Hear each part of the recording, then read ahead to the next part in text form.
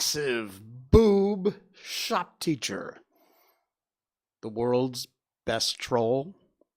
We'll get some thoughts about that. No doubt you've seen the story. We've got another angle, which, if it's true, is the coolest thing ever. Also, the elephants are coming, and they're not happy. And babies eating dirt. No, it's not some New World Order economic forum, eat your insects and be happy crap. It's exactly the opposite. We'll tell you about that coming up. And welcome to the Jay Sheldon Show. It's Monday. Oh, yeah, it's every bit of Monday. I hope you're doing well, especially to my friends in Florida, in the U.S. Be safe. Prepare as best you can. Buckle down. There is potentially a hurricane headed your way, and the models are all over the place. It's coming in from the Gulf of Mexico, and it could be a mess. So be prepared. Be ready. Mostly the folks who live in Florida, because I used to live there, know what to do, and they get prepared. But there are a lot of new Florida residents who've moved there from liberal, crazy states. You may have never experienced a hurricane before, and if that's the case, listen to the natives. Listen to the locals. They know from which they talk. If you're in Florida and you're a new resident and you've never dealt with a hurricane before, you need to find out. Ask. Check with your neighbors. Be safe. Be safe, Florida. And also, Louisiana, Mississippi, Texas, wherever else across the Gulf it may wind up heading. And above that. So, yeah, it could wind up being a real mess. Well, speaking of hot messes, how about this little girl? Miko update. Yes, the hot mess update, Ms. Miko. She's doing great, and she's having a ball. She finally ate her food tonight. She's been doing this little nose in the air prissy thing, and I don't want to eat. I think her cycle's coming up because she's getting a little moody, and there are other signs, if you know what I mean. Anyway, this was her earlier. We give her a treat after she finishes her meal. It's a toothbrush kind of thing. Usually she takes it in her house. That's her house there.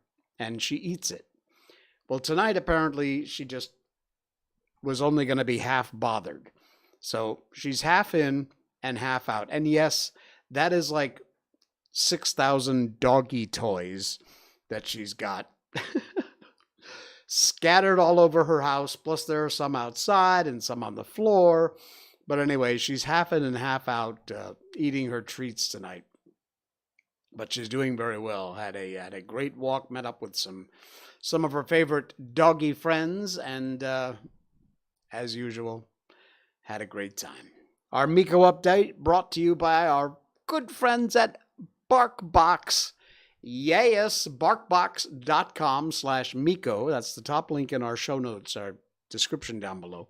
It is the place to go if you are anywhere in the U.S., U.S. territories, or Canada. That's where they ship to.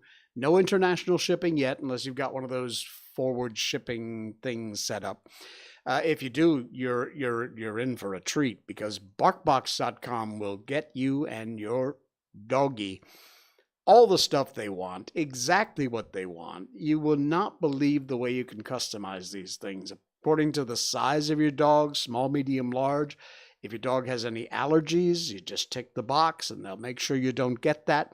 But every month, and it's a theme every month, there's like back to school, there's Halloween, there's fall, and your box comes once a month if you sign up for a longer than one-time subscription, 6 months, 12 months. The longer you sign up, the less the price, of course, and it's pretty reasonably priced anyway. And if you go to our special link, which is barkbox.com/Miko, M-I-K-O, you will get an extra month free with a multi-month subscription. So you sign up for 6 months, you get 7. Sign up for 12, you get 13. You can claim the offer there at our site. That's our site right there you see on the screen. And every month you'll get a couple of bags of treats, a chew, a doggy chew. All natural ingredients. And again, like I said, if your dog has any allergies, they will not send you. You just let them know and they won't send you that stuff. And toys, all kinds of cool toys every month. If you're not happy with anything, you can send it back. They'll replace it. That's okay. They're perfectly happy to do that. Their customer service is beyond belief at this site with these guys. I've checked them out. And like I said, I wouldn't bring somebody on board as a sponsor unless they were legit. These guys really are legit. So if you are anywhere in the U.S. territories or Canada, do check it out. Or if you have a forward shipping service and you're in some other part of the world, they don't ship internationally yet. They're working on it. You can sign up. Do check out our link, though. The link is in our show notes, or you just log on. It's easy to remember. Barkbox, BARKBOX.com/Miko, MIKO. And that will get you that special offer, too. So thank you, Barkbox, for sponsoring the Miko update. All right. We got a lot to talk about tonight. And, of course, we will also be getting on with our book, Willie and the Warthog. We'll be continuing that tonight. It's getting exciting. And our main topic, our thumbnail, I know you must have seen this story. If you haven't, I'll give you a little background on the way the public is looking at the story.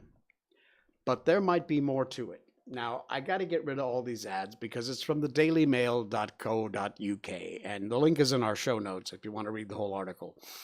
But this is from Megan McCann. A school is protecting a teacher's right to wear massive XXX rated fake boobs in class. Says it isn't about trans rights. It's final proof we are paralyzed by insane political correctness. Truer words. It was a sight to behold, says the article, spreading like wildfire across the internet this week. Amateur videos and pictures of trans female shop teacher wearing enormous fake silicone breasts that droop well below the waistline with rather large visible nipples and no bra. As if this couldn't get any more ridiculous. The blonde wig-wearing teacher was filmed demonstrating how to operate a cutoff saw while wearing black shorts and a striped top that very much accentuated the bizarrely oversized prosthetics. There they are.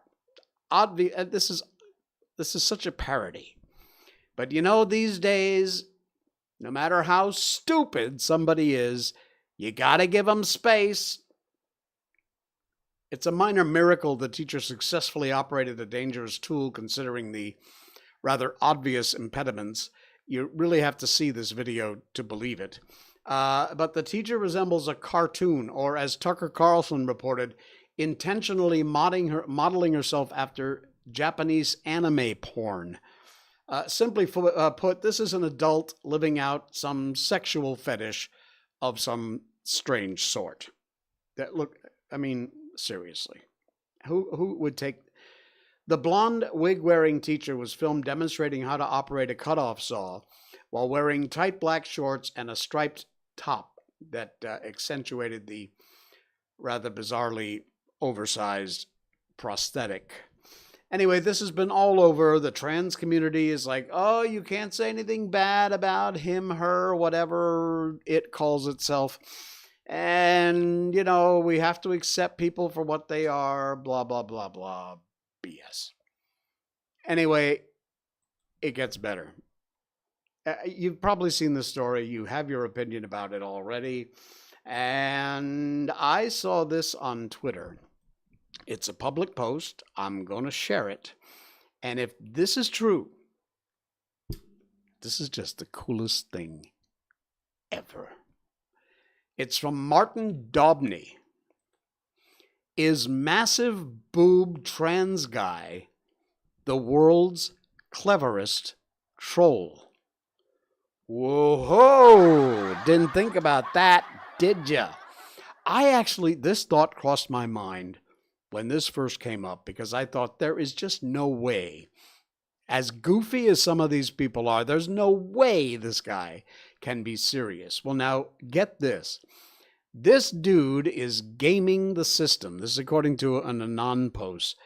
And Anon here yesterday was in this dude's class. The teacher was almost fired for toxic masculinity last year, as well as not embracing woke culture. He dropped red pills to his class, such as how silly gender-neutral bathrooms are, and the school board hates him. He is now upping the ante, according to this poster, to exploit the very clown world the school and society itself has created. In other words, this guy said, fine, you think I'm toxic masculine? We'll try going in the other direction. Times 100. See how you like that? Then you'll have to protect me. His long game is most likely to get fired and then sue for discrimination. Well, I hope so. There really is very little other believable explanation.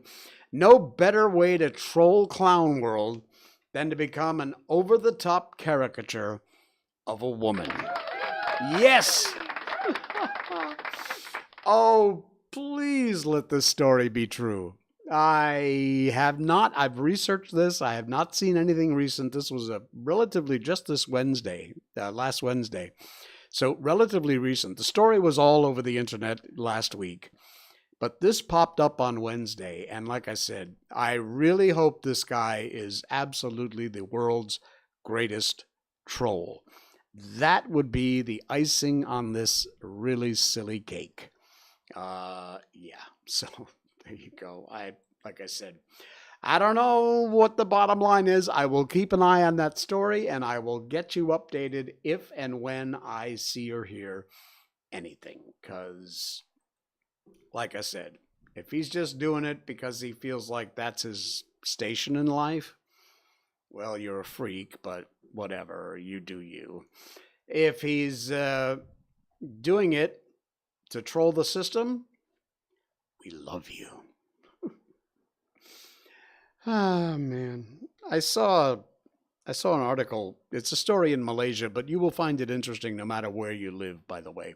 And if you're listening to the podcast, which is the audio only part of our show, you can check out all the videos we play and all the visuals we have on the links in our description down below, our show notes. Just check that out, click on it, it should open in a new window, and away you go. You can follow along with what we're talking about. In Klang and Johor, wild elephants are coming into people's neighborhoods, and that makes sense because we did stories on this before where people were seeing tigers. We have tigers here, we have wild elephants in Malaysia, we got all kinds of cool stuff. I can't get over the fact that we have monkeys that are native here. I loved monkeys my whole life, and to live in a country where you see them randomly pop up here and there is, to me, still fascinating, even after 20 over years of living here. Anyway, this video is from, what is it? Oh, World of Buzz. We love the World of Buzz. They do such cool stuff. But anyway, videos of elephants have been circulating widely, and there is a full article here. And one of the problems, of course, is that we are destroying the animals' habitats, like tigers, like monkeys, like elephants. And when elephants have to move somewhere to find food, sometimes the places they move is right in our own backyard. Take a look at this. Here is a video that somebody looks like shot from their hand phone. And that right there is an elephant outside this person's gate. Again, on the podcast, check out the link in our show notes. This video goes on for a bit. Look at that. That is a wild elephant. This neighborhood looks just like mine. Look at that. A wild elephant just rumbling down the street, foraging for food. Again, likely because we've cut down the forest and destroyed their natural habitat, and they have to do what they have to do to find food. It's a sad story, but that is absolutely incredible. Can you imagine? I mean, I sit out on the front porch of my house often and hang out with Miko and stuff.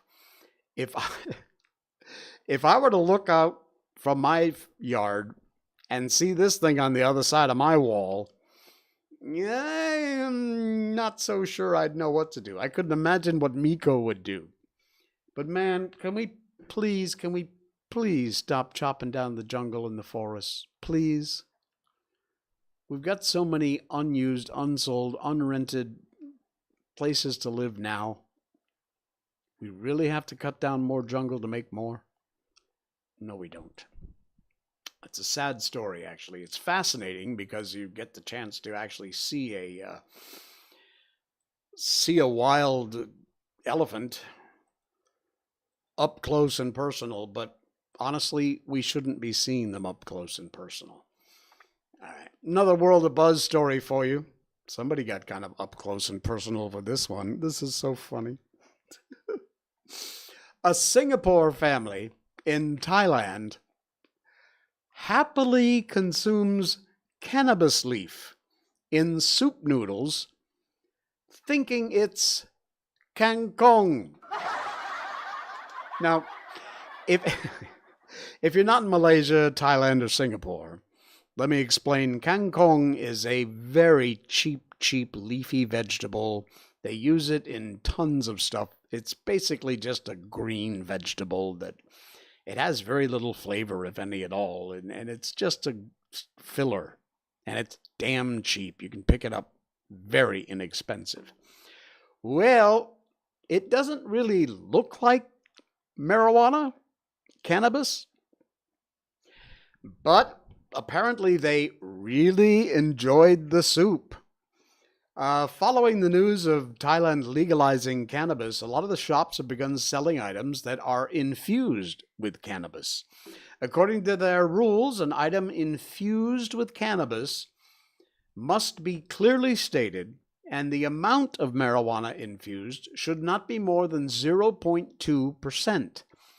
Well, recently, a Singaporean woman shared her experience in Thailand. She mentioned that her family went there for a vacation and decided to have a meal at the eatery located in her hotel. I ordered a bowl of noodles. Good thing she didn't order the brownies. And when I had it, it was a really good bowl of soup noodles, she said. So many ads on this site. The next day during breakfast, she wanted more. And she decided to order the same thing because it was so delicious. To her surprise, she realized that next to the name of her dish was a teeny tiny little marijuana leaf symbol. And she said, that's when I knew it had marijuana in it. She also followed up by saying the description of the food did not mention anything about containing cannabis. She also thought the leaf on her bowl of soup noodles was kangkong, so she just ate it, unknowingly and involuntarily consuming drugs, which we know cannabis is not a drug, but regardless, that's, the wackos call it. Anyway, it's not an offense, apparently. They've urged many Singaporeans to be careful about what they're consuming when on vacation, especially if you're in Thailand. The Central Narcotics Bureau stated that an investigation would be held, if the urine tests returned positive, regardless of how it was consumed. It's always good to do some research on the laws about cannabis when you plan a trip to Thailand. Party safe, people. So there you go. Can you get arrested if you're tested positive for marijuana in Thailand? Honestly, the way to solve this problem is if all countries would just wake the hell up and have the same laws, which should be no laws against cannabis. Make it totally legal because it's totally harmless and there's nothing wrong with it. I'm not encouraging you. Look, you do you, but science is what it is. And the easiest way to prevent this kind of idiocy is just if all the countries would Follow the same rule book. Because here's a piece of news for you.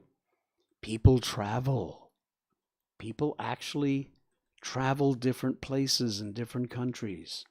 Yes, I know it's up to you to know the rules and laws of that country and your own country so you can be safe.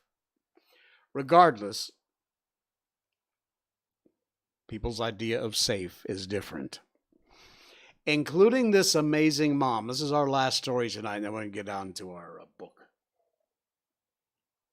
Sorry, coffee break time. This is cool. It's from heartwarming.com. The link's in our show notes. Mother lets her 8-month-old baby eat dirt and sand to build his immune system. Yes, we like this.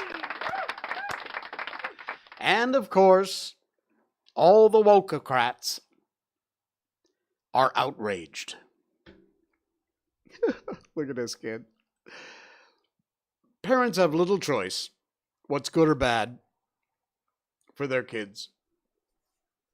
Playtime for kids, most important time for children in order for them to develop properly. It is how they explore and naturally engage with the world and grow physically and mentally. Well, Alice Blender, who's a 22-year-old mom, shared videos on TikTok of her 8-month-old baby Fern, who was chewing on all kinds of different items, including a rock. This mom from Arizona was trying to make a point against the medical industry, which she felt has moved the public's point of view on germs and babies with their billion-dollar advertising campaign, and not to mention with an awful lot of help from the government. Why do you let him eat sand? It's not a coincidence babies have this instinct while they're breastfeeding. In the video seen more than 12 million times, the mother explained she's not scared of bacteria. She welcomes it since she trusts her kids and nature. There's the video right there. The kid eating dirt. Oh, man. You know, it's like we took our kids and we put them in a bubble. And that's not the way kids, my opinion, you do you, I'll do me, I'm just telling you what mine is. It's not the way kids were meant to grow up. I know at my age, when I say when I was a kid, everybody goes, here we go, blah, blah, blah. Yeah. Shh. But seriously.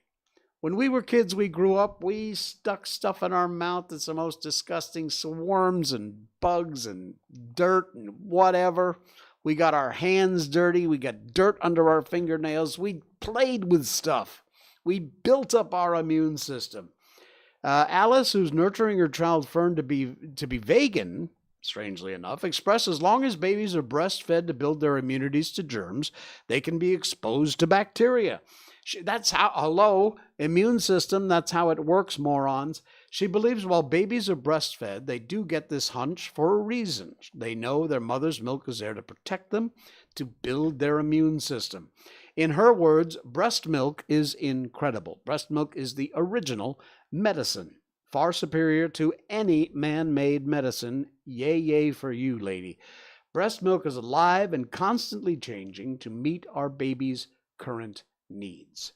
Alice also mentioned once she stops breastfeeding her child, she might not expose him to so much bacteria, since she feels if he falls sick, there'll be nothing for him to fall back on.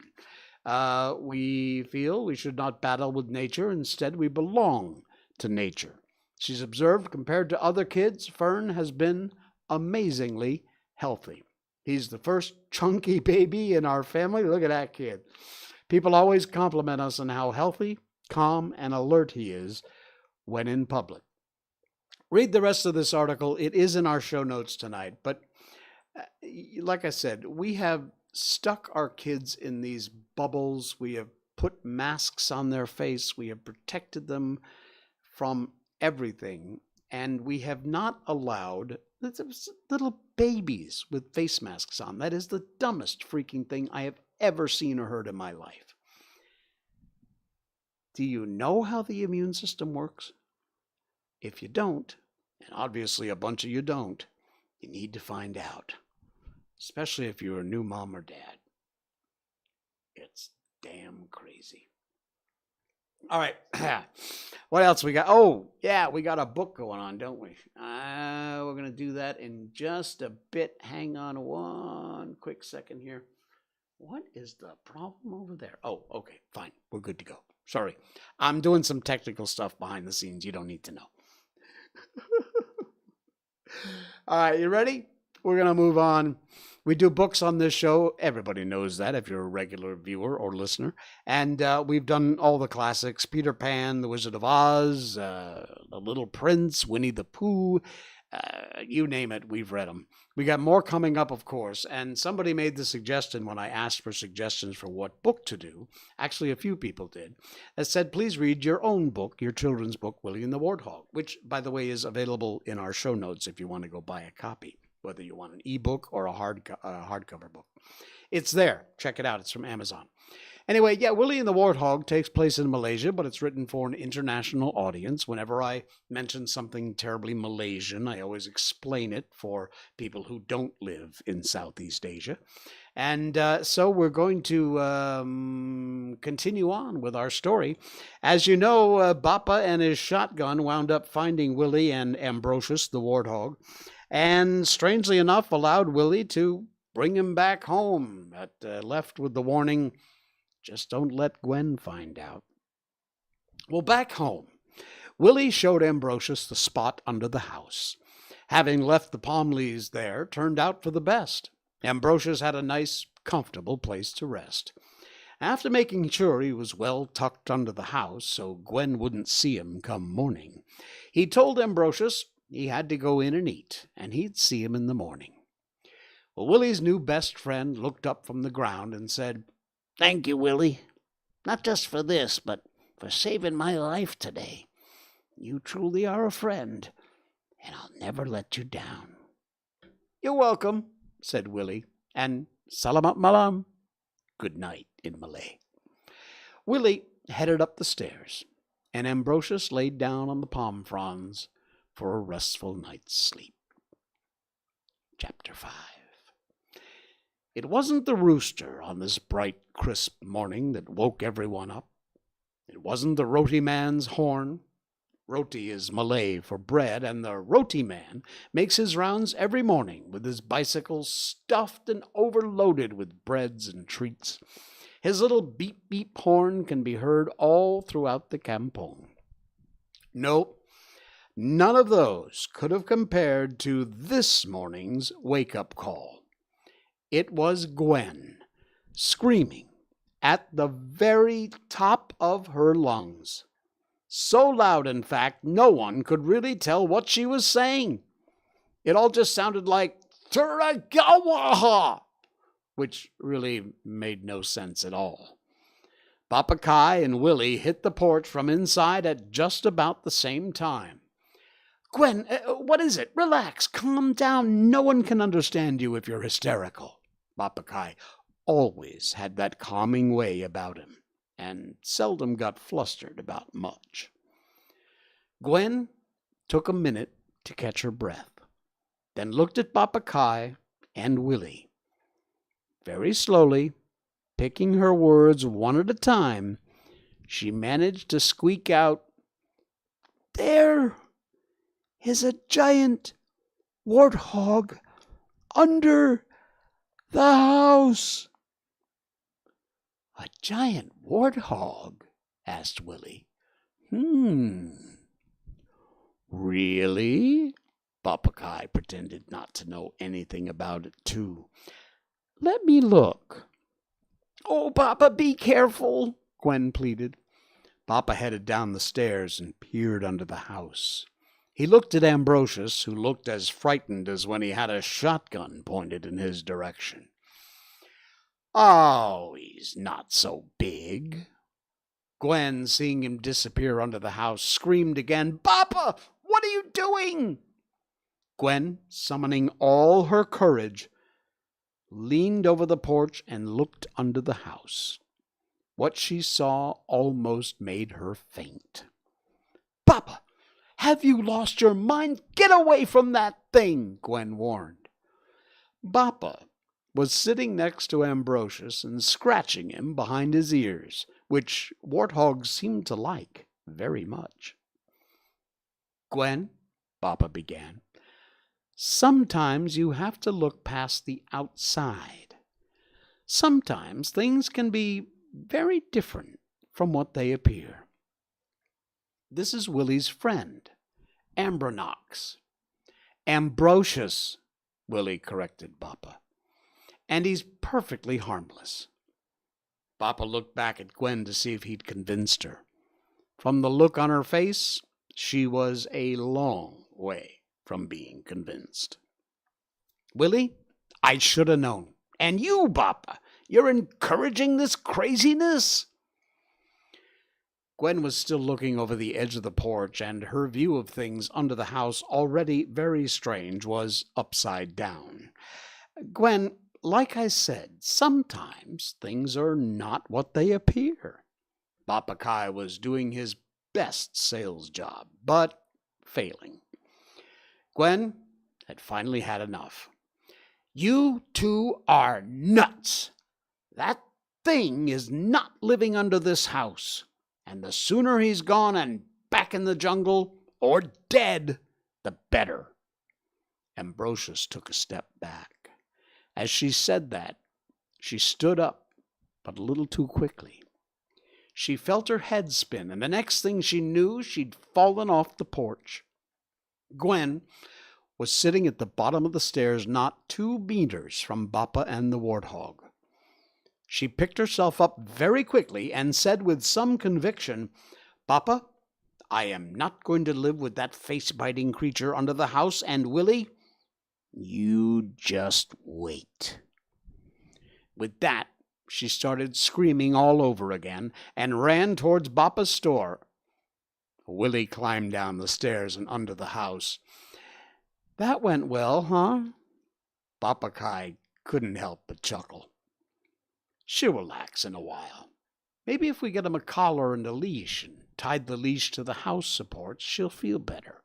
He doesn't have to stay that way just when Gwen's around." Willie thought about it, looked at Ambrosius. For a warthog, he was very understanding. "It's okay, Willie. I don't mind." So it was decided. Papa Kai would bring home a leash from the store, and when Gwen was around, Ambrosius would be tied up. "Okay, enough excitement for one morning. Breakfast time. And Willie, I'll leave it to you to get Ambronox something." Willie tried to correct Papa. "It's Oh, never mind." "See you in a while, Ambrosius," Willie said as he headed back up the stairs. Ambrosius laid back on the soft palm fronds and closed his eyes. Gwen, he thought, is definitely going to be a problem. And we'll leave it there for tonight. Coming up, Chapter 6, Gwen returns from the store, and it doesn't go all that well. All right, we will continue on with Chapter 6 and Willie and the Warthog coming up on our next stream on Wednesday night. Cool beans. We're a little early tonight, but that's okay every once in a while. I will see you again Wednesday. Thank you so much for liking and subscribing to our show. We're live Monday, Wednesday, Saturday on Facebook, YouTube, Twitch.tv, and of course, Rumble.com. If you don't have an account at Rumble, you don't know what you're missing out. Cool site. You got to check it out. You can find our whole library, 268 shows over there. And please do. We're also on YouTube and Twitch and Facebook, but Rumble.com is our main home, and we love you guys over there so much. Thank you for all your likes and views and Rumbles. Click that Rumble button and be sure you subscribe. Rumble.com, sign up for an account. It's absolutely free over there. Check it out. I'm telling you, it's going to be, I don't want to say the next YouTube, but YouTube, you're in serious trouble because Rumble is biting at your butt. Nah, it's not going to be long. All right, and thank you to our podcast listeners, too. Be sure you check us out. Just look for The Jay Sheldon Show on wherever you get your podcasts, Spotify, Stitcher, Radio Public, Apple Podcasts. We're on all of the platforms over there. Just look for The Jay Sheldon Show and click follow or subscribe. I will see you Wednesday night. Until then, this is The Jay Sheldon Show. Good night.